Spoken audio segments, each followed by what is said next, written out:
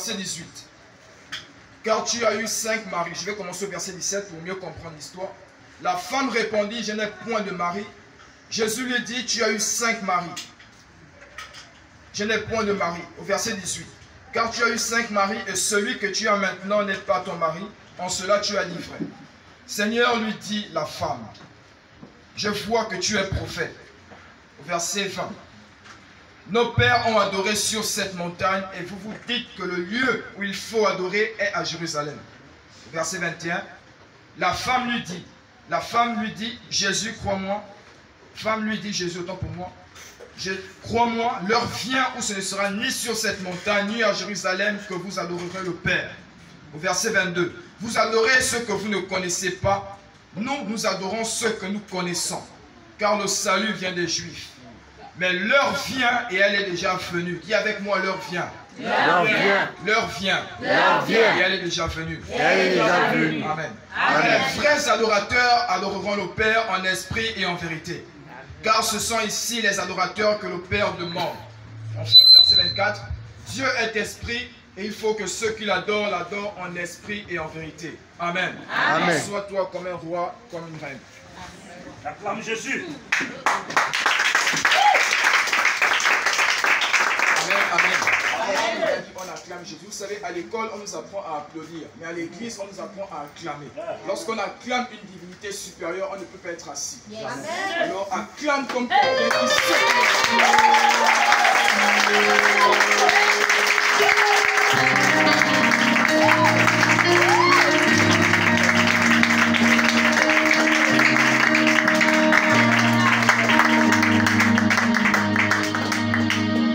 Avant de commencer le message, je veux prier.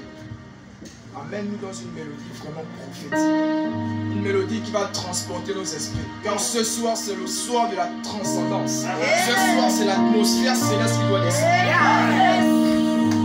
Alors, prends une position que tu veux. Une position qui est adaptée à ce que tu veux recevoir. Et ce soir, aujourd'hui, les chaînes seront brisées. Car je crois que ce soir est le soir de ta délivrance. Si tu crois, lève la main avec moi. Nous allons prier. Seigneur, nous te bénissons, nous te rendons grâce. Voici, Père éternel Dieu, ce soir, dans le nom de Jésus, nous te soumettons, Seigneur, tout ce qui sera dit et proclamé ici, Seigneur, sous ta puissance et sous ton onction. Nous croyons fermement que tu es le Dieu qui transforme. Nous voulons être transportés et transcendés par ta puissance, de manière palpable et tangible, dans le nom puissant de Jésus-Christ.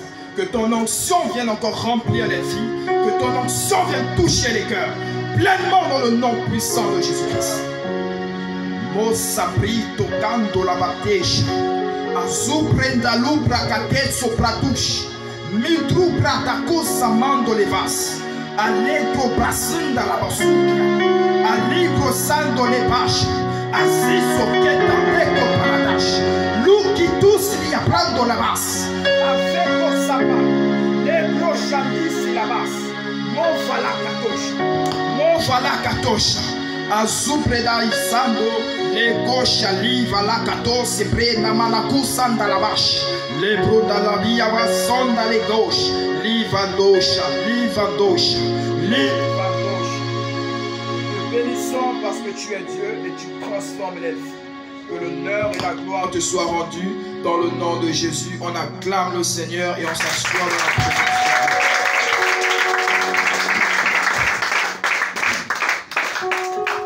Prenez place car ce soir les choses vont bouger. Alors, pour ceux qui ne me connaissent pas, je me présente. Je suis le docteur Eli. J'exerce au sein du ministère de la Porte de la Bergerie sous l'action de mon père ici que vous voyez. Et c'est la première fois que je me tiens ici pour prêcher. Mais ce n'est pas la première fois que je viens en ce lieu.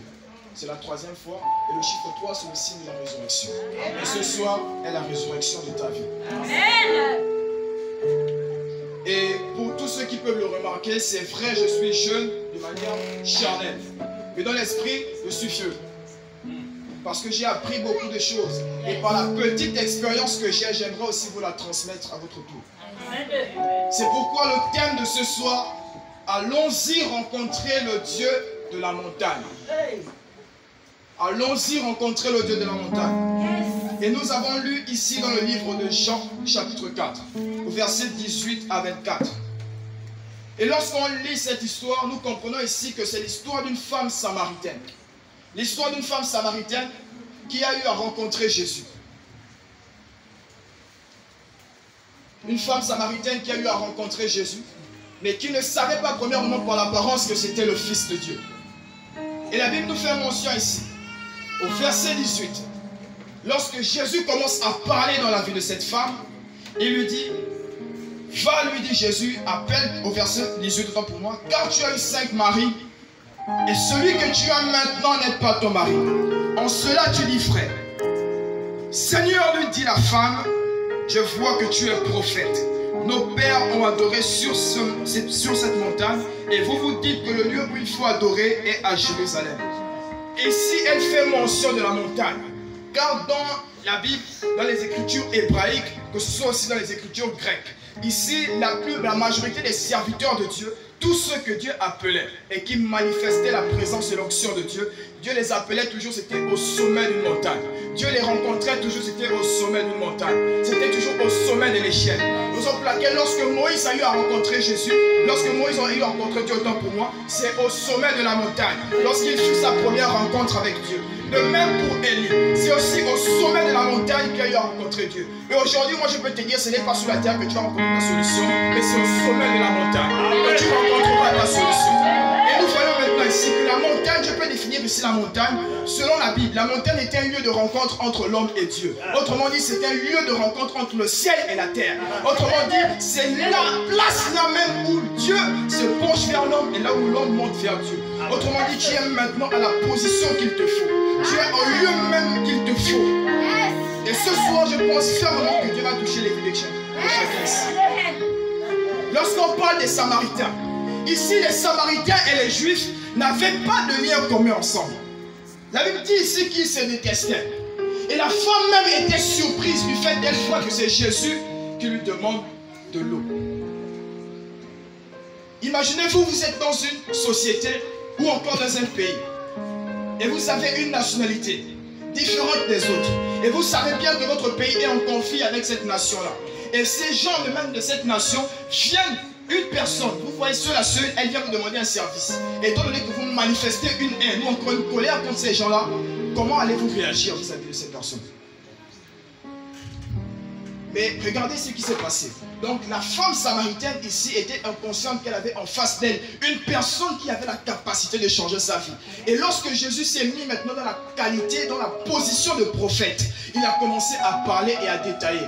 Car plusieurs fois, il ne faut pas seulement commencer à s'agiter. Il ne faut pas seulement commencer à trembler pour dire non, je reçois. Mais il faut prendre la position d'un chef au bord du puits et dire je vois, tu as eu 5 maris et celui que tu as là maintenant n'est pas ton mari. Et je vois maintenant même dans cette personne, comment Dieu commence à rentrer dans une nouvelle dimension. Il rentre maintenant dans une atmosphère céleste. Et il commence à parler à la femme. Il dit, va maintenant et appelle ton mari, car il faut que les choses changent. Il faut que les choses bougent. Je me moque de tous ceux et celles qui ont dit que vous avez des conflits avec les gens de ma génération. Je me moque de tous ceux et celles qui ont dit que vous avez des conflits avec les gens de mon espèce. Mais ce que je sais, c'est que celui qui m'a envoyé m'a appelé pour changer spécifiquement vos vies. M'a appelé spécifiquement pour changer maintenant ta situation. Raison pour laquelle il se peut que certaines personnes, peu importe le lieu dans lequel vous vous trouvez, ce n'est pas forcément tout le monde qui est touché, mais seulement ceux et celles qui ont les cœurs disposés à recevoir ce qui sera donné.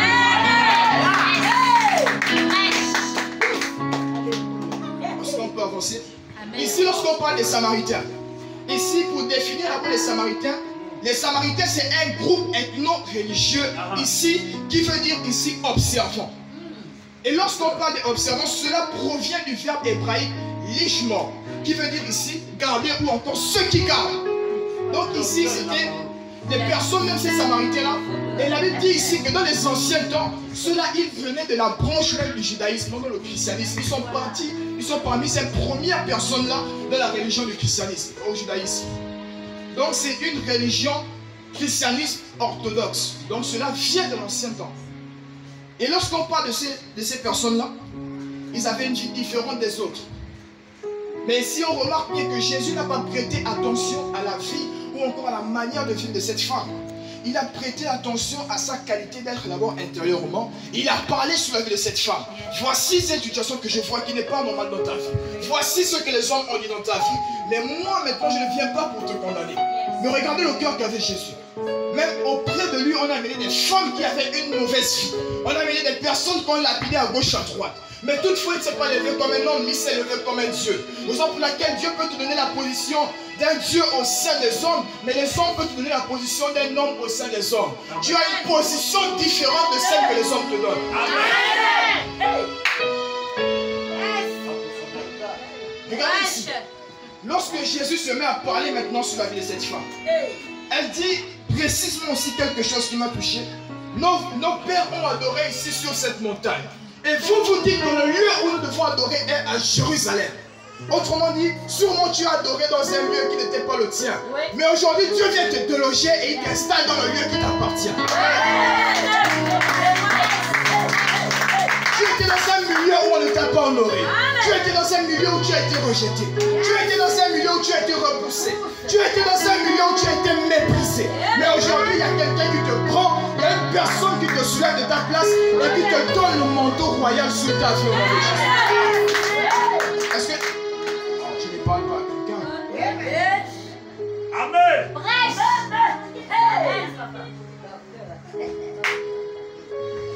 Nous voyons que Dieu commence à parler sur la vie de cette femme et elle se sent vraiment touchée par les paroles qui sortent de la bouche de Jésus. Et elle dit, mais nos pères ont adoré ici. C'est vrai, il est difficile lorsqu'on te parle de quitter un lieu à un autre et de venir là où tu dois être choisi. Car souvent la décision que tu prends n'est pas celle qui vient de Dieu, mais la décision qu'on te donne est celle parfois qui vient de Dieu. Mais toutefois, lorsque tu interprètes la chose selon ton espèce ou encore selon ta mémoire ou selon ton intellect, tu dévoies carrément, tu déroutes totalement la volonté de Dieu et cela t'amène hors du droit chemin. Mais si Dieu te parle et t'interpelle pour dire que le lieu où tu dois adorer est ici, spécifiquement ici, à la maison de prière.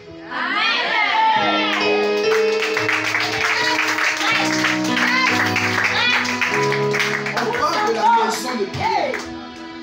Ce n'est pas une maison, mais c'est une montagne de prière. Papa pouvait parler ici et dire que la maison de prière était située sur une montagne.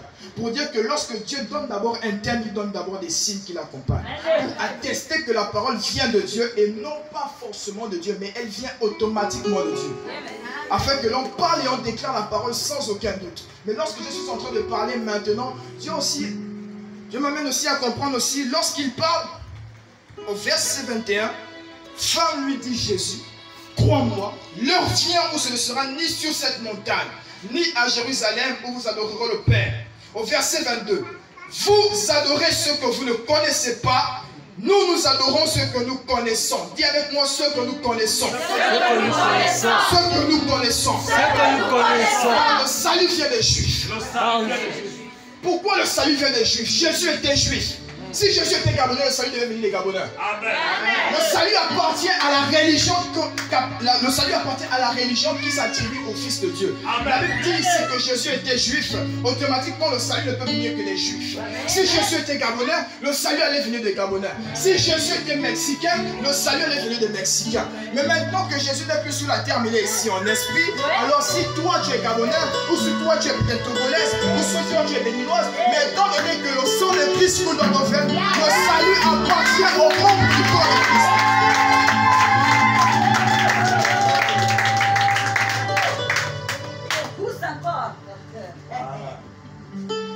Au verset 23, au verset 24, excusez-moi, Dieu est esprit et il faut que ceux qui l'adorent en esprit et en vérité.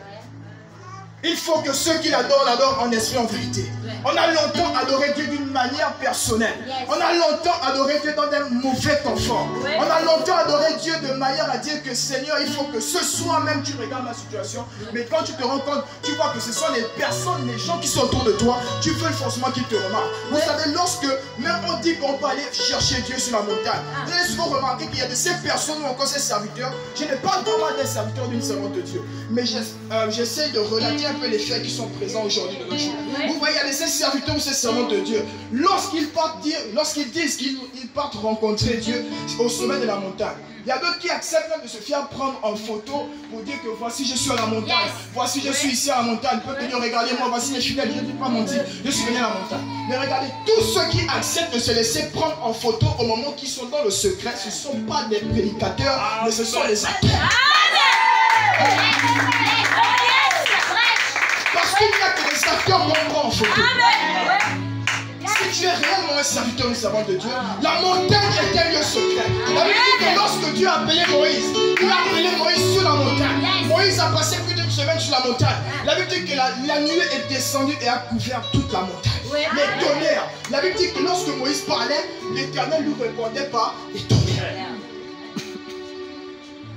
La montagne est un lieu secret entre toi et Dieu. Donc ce qui se passe dans la montagne, c'est un lieu c'est là où Dieu se révèle totalement de manière personnelle à toi. Si tu n'as pas de moment personnel dans ta vie, il te sera impossible de découler. Et raison pour laquelle même parmi ces personnes-là, vous allez remarquer que ce sont juste des personnes qui aiment se faire voir. Mais Jésus avait les pleins pouvoirs lorsqu'il était sur la terre. Et même lorsqu'il se déplaçait pour aller sur la montagne, il n'était pas accompagné des caméras, il était accompagné des disciples. Il était accompagné des personnes qui devaient être prêtes à porter le flambeau après lui. Et raison pour laquelle au sein de cette génération, il faut des personnes capables de porter ce flambeau. Et papa a parlé d'un verset qui m'a beaucoup touché. Actes des Apôtres chapitre 2 verset 18. Et dans les derniers temps, vos fils et vos filles prophétiseront. Vos jeunes gens auront des visions. Vos vieillards auront des songes. Je refuse la stagnation dans ta vie au nom de Jésus. Oh, j'ai commencé à prophétiser. La prophétie, ce n'est pas seulement dire je vois telle chose, je vois telle chose. Mais la prophétie est l'assurance que ce que tu dis va s'accomplir.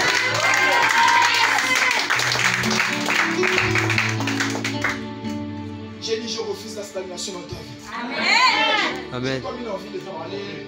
J'ai comme une envie de parler en anglais.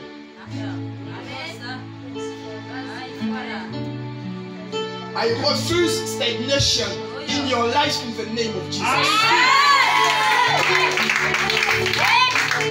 Si vous que je traduise, c'est-à-dire je refuse la stagnation dans ta vie au nom de Jésus. Si tu crois, lève-toi et dis Amen. Si tu crois, lève-toi et dis Amen.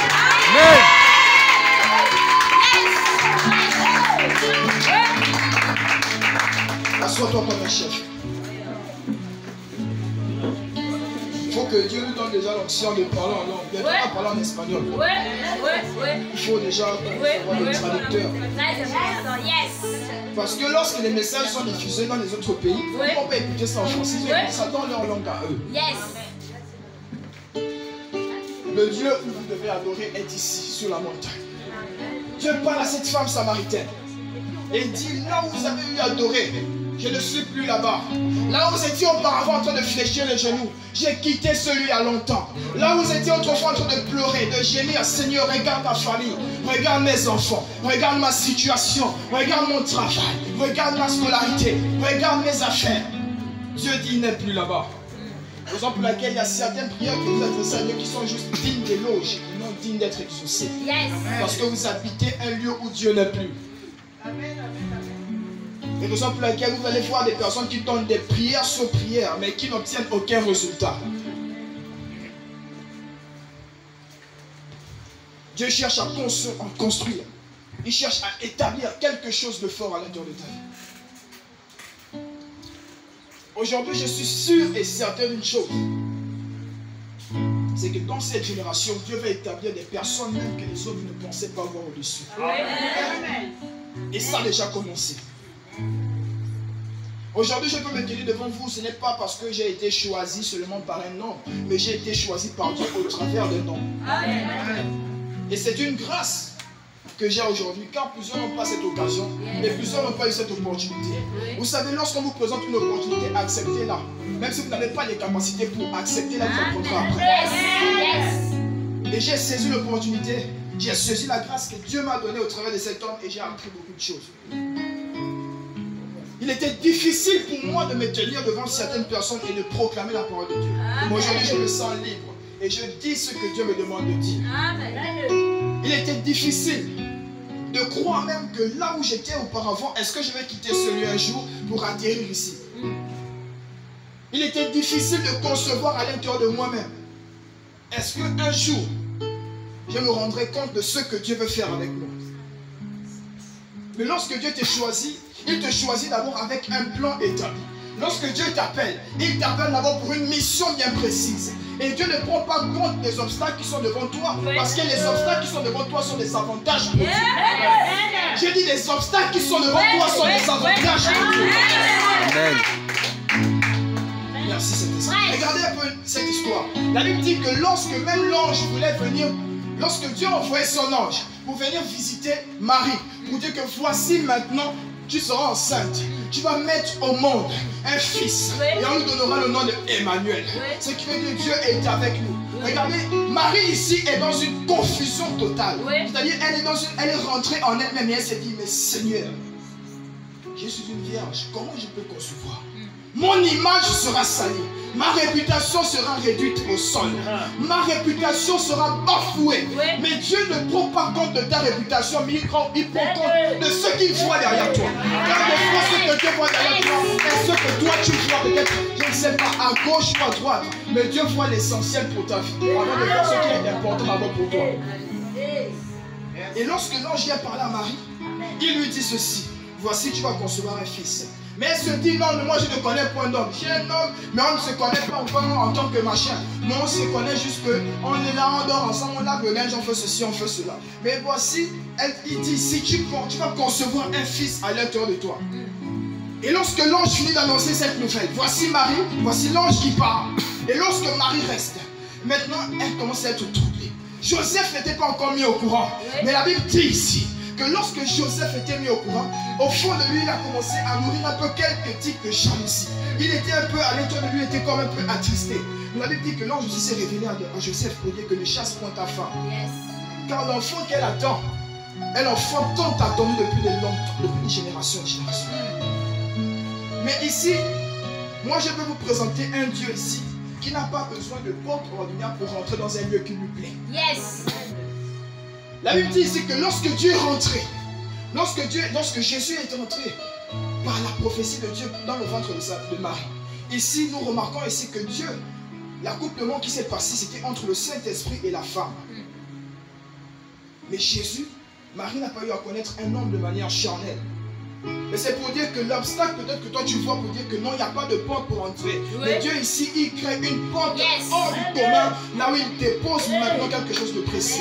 Même la Bible dit que lorsque Jésus-Christ est ressuscité le 3e jour, dans le livre de Jean chapitre 3, verset 22, lorsqu'il est revenu auprès des disciples, la porte était fermée, mais comment se fait-il qu'il est rentré? C'est pour dire que mon Dieu n'a pas besoin de porte ordinaire pour rentrer quelque part. Mon Dieu n'a pas besoin de porte ordinaire pour rentrer quelque part. Lorsqu'il trouve la place, il rentre et il siège. Dieu rentre et il siège. Dieu est le seul et celle que Dieu a choisi pour apporter quelque chose au sein de cette génération. Amen. Dieu est de ceux-là que Dieu a choisi pour apporter quelque chose à cette génération. Amen. Peu importe ce qui peut se passer dans ta vie, peu importe les vents, les marées, peu importe les tempêtes, que ça peut souffler à gauche ou à droite. Ne prends jamais des décisions définitives sur les émotions passagères. Car Dieu risque de le regretter. Oh, voici, tu m'as fait ceci, tu m'as énervé. Aujourd'hui, je prends la décision, tu sors de ma maison. Mais c'est ton enfant. Si elle sort de la maison, où ira-t-elle? Après, on se plaint que voici l'enfant est devenu comme ça, l'enfant est devenu comme ça. Parce que quoi? On a pris une décision définitive. Parce qu'on était sous l'effet de la colère. Ne laisse personne juger tes choix. Ne laisse personne juger tes choix s'ils ne connaissent pas ce que tu as vécu. Amen. Dieu t'appelle aujourd'hui à expérimenter quelque chose de grand. Dieu t'appelle aujourd'hui à expérimenter quelque chose de palpable. Aujourd'hui, Dieu t'amène sur cette montagne. Sur cette montagne qui est élevée. Sur cette montagne où on ne trouve point d'hommes ordinaires. Mais là où on trouve des hommes extraordinaires. Lorsque Dieu a appelé Moïse, il a dit à Moïse que personne ne s'approche de la montagne de peur qu'il ne meure. Que ce soit un homme ou une femme ou un enfant ou une bête. Il a dit que personne ne s'approche de la montagne car c'est toi que j'ai choisi qui apportera la loi à mon peuple. Personne ne s'approchait de la montagne, seulement ceux qui étaient choisis. Faites attention aux personnes que vous... Il y a des personnes qui sont établies devant vous, il y a des personnes qui sont établies au-dessus de vous, mais souvent que nous prenons comme des copains ou comme des copines. Souvent ces personnes ici sont comme des... Ils sont symbolisés ici comme des montagnes pour votre vie. Ils sont symbolisés ici comme des pierres précieuses pour votre vie. Mais souvent, à cause de la familiarité, on s'est attaché, on a dit que non, c'est mon copain, c'est ma copine. Vous savez, c'est la familiarité qui ouvre la porte à l'impolitesse. Sinon, la distance garde le respect. Parce qu'on s'est familiarisé avec beaucoup de personnes. On s'est dit que celui-ci est mon ami, celle-ci est ma copine. Même si on s'attache avec papa, on s'attache avec maman, on se dit que voici les choses sont comme elles sont. Oh papa a bu ici, moi je vais prendre un peu le verre, je vais boire moi. Il y a des limites. Et lorsque tu apprends à respecter ta place, Dieu construit ta place, une autre place.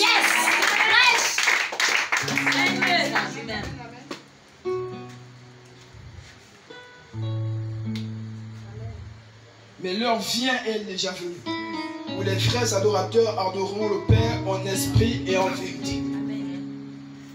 Où les vrais adorateurs adoreront le Père en esprit et en vérité. Tu dois concevoir en toi, tu dois construire en toi cette adoratrice, cet adorateur qui adore le Père en esprit et en vérité. N'adore pas Dieu les lèvres, mais adore Dieu avec un être, adore Dieu avec ton esprit, adore Dieu avec ton corps, ton âme. Intérieurement, car Dieu veut concevoir quelque chose. Dieu veut construire quelque chose de précieux à l'intérieur de ta vie.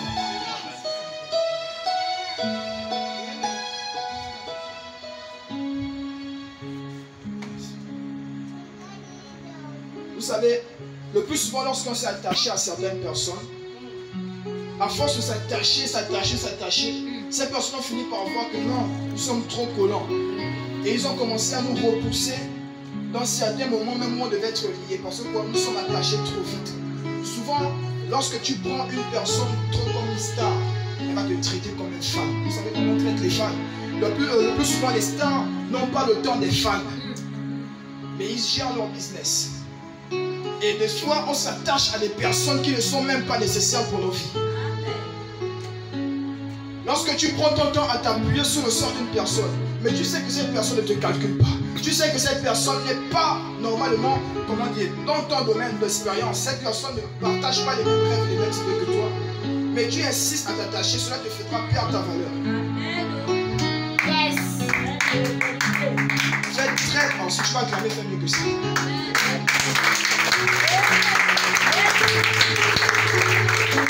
Que la gloire représente. Vous savez, faites très attention à tout ce que vous dites. Car l'oreille à qui tu te confies peut devenir la bouche qui te trahira demain. Le plus souvent, on a dit des choses, on a conçu des choses à l'intérieur de nous et on a divulgué nos secrets au monde. On a partagé nos idées. Et aujourd'hui, les personnes qui sont élevées dans le monde sont des personnes qui ont écouté tes idées dans les murs, qui ont écouté tes idées à gauche, qui ont écouté tes idées à droite. Mais qui n'avaient pas juste les moyens. Ils avaient les moyens, mais ils n'avaient pas des idées. Sur le moment là où tu te trouves, tu n'as pas les moyens, mais tu as des idées. Mais aujourd'hui, même au sein de cette nation, pendant ces élections, Dieu ne veut pas forcément établir, il ne veut pas établir des personnes qui ont vieilli sous le pouvoir. Mais aujourd'hui, la nation gabonaise a besoin d'être établie, a besoin d'être dominée par des serviteurs et des servantes de Dieu. Aujourd'hui, Dieu conçoit des personnes palpables pour élever cette nation. C'est-à-dire que là où on avait pris ta place, Dieu commence à déloger ces personnes-là qui sont assises sur ton territoire. Et il prend maintenant la personne qu'il a choisie, c'est-à-dire toi. Je parle à ton voisin, je parle à toi. Il prend maintenant la personne qu'il a conçue, c'est-à-dire toi, il t'installe maintenant là où tu dois être.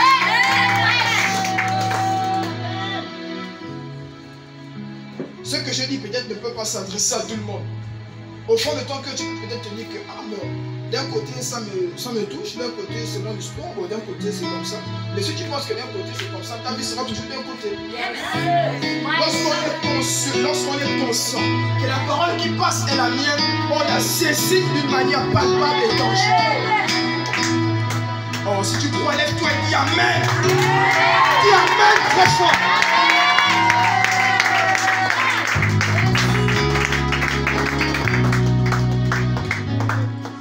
Place. Il dit ce soir, aujourd'hui Dieu va nous amener dans une nouvelle dimension. Dieu va nous amener dans un lieu où il va seulement falloir te présenter quelque part. On va dire que non, le nombre de personnes qu'on peut chercher est terminé. Mais il faut que ta lumière fasse la distinction. Nous prions un Dieu qui est fort et puissant. Moi, je ne prie pas un Dieu qui guérit seulement les maux de tête. Moi, je ne crois pas à un Dieu qui guérit seulement le palu. Non. Mon Dieu, Jésus-Christ, il n'est pas limité. Il ne guérit pas les maux de tête seulement. Oh, j'ai mal à la dent, priez pour moi. Non, Dieu ne guérit pas seulement les maux des dents, c'est trop limité, Dieu. Moi, je crois en un Dieu qui relève les infirmes. Je crois en un Dieu qui enlève les fissures nocturnes. Je crois en un Dieu qui fait pousser les bras. Et je crois aussi en un Dieu qui donne le travail à ceux qui n'en ont pas. Je crois aussi en un Dieu qui donne le mariage à ceux qui n'en ont pas. Je crois aussi en un Dieu qui donne des enfants à ceux qui n'ont pas enfanté. Je crois en un Dieu qui donne la réussite à ceux qui n'en ont pas. Je crois en un Dieu qui élève ceux qui sont rabaissés.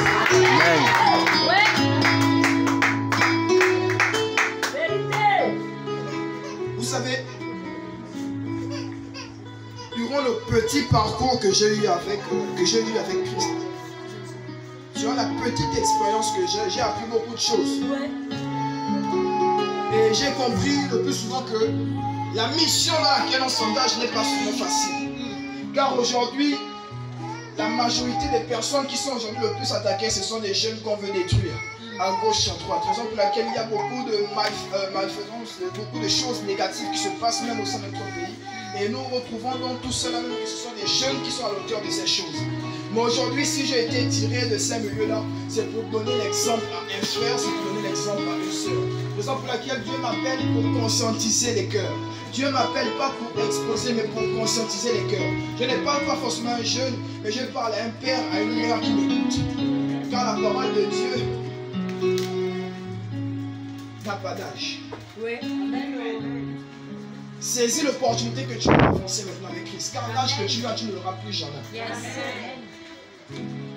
On t'a parlé de Christ ici, mais tu te dis que non, je vais encore réfléchir.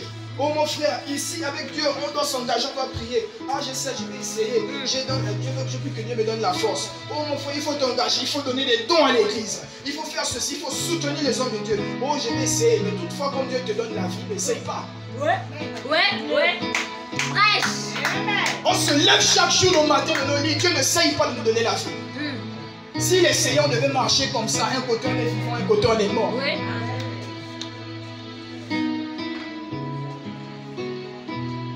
Mais au fond de nous, on doit prendre conscience que Dieu nous appelle à réaliser quelque chose de très important. Yes. Quelque chose de très important. C'est pourquoi, avant de terminer, peu importe le projet, tu es venu avec une idée, tu es venu avec quelque chose que tu veux faire. Tu es venu avec à l'esprit, tu te dis que bon, j'ai été souvent invité ailleurs. J'ai été souvent interpellé à gauche ou à droite. J'ai été souvent invité par des frères ou des sœurs. Ma situation sur moi est peut-être restée la même.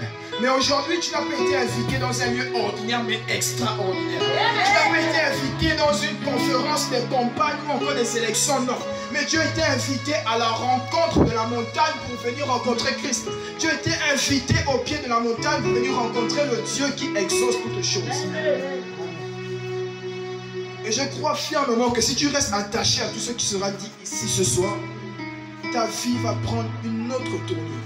Amen. Amen. Amen. Il faut que je réserve encore certaines choses car la nuit est longue.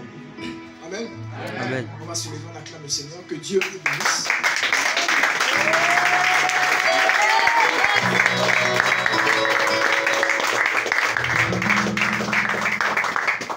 On va prier.